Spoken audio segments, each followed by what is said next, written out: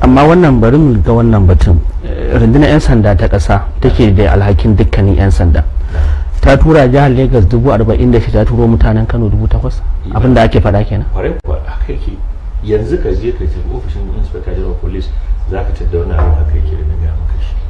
To adadin mutanen aka duba ko kuya aka yi rabon abin?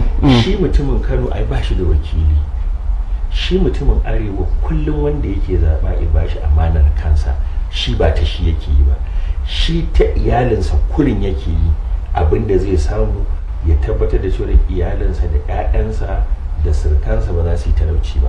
Shi yasa ba abin da ya dame shi ya kalli cewa a'a yanzu misali da aka tafi corona din nan an rufe duk airport na Najeriya, aka zo aka ce to shi kenan yanzu a bude, za a bude airport guda 4 ko 3 da kasa jiragen kasashe za su shigo, sai aka ce a bude Abuja, a bude Lagos, a bude Port Harcourt, amma ba bude jihar Kano a lokacin ba.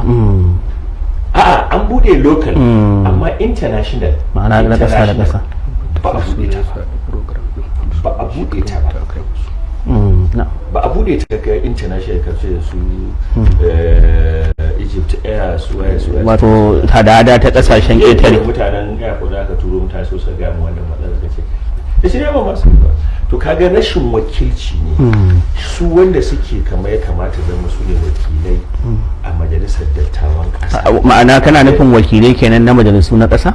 Mana da gwamnoni. Wakilan waɗancan su ne suka taimaka aka ba mutanen su miliyan a 46,000 'yan sanda cikin. So sun damu da mutanen su ba za su yadda a yi komai ya zo za su tsaya sai an wa mutanen su abinda mutanen su suke so.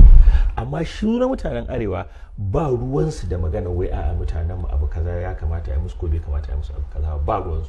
Inda suna yi ai da ba ku gama muna ta wannan wahalar da fafutukar da muke yi ba. Ai da suna yi da ba ku gama muna wannan fafutukar da muke yi ba.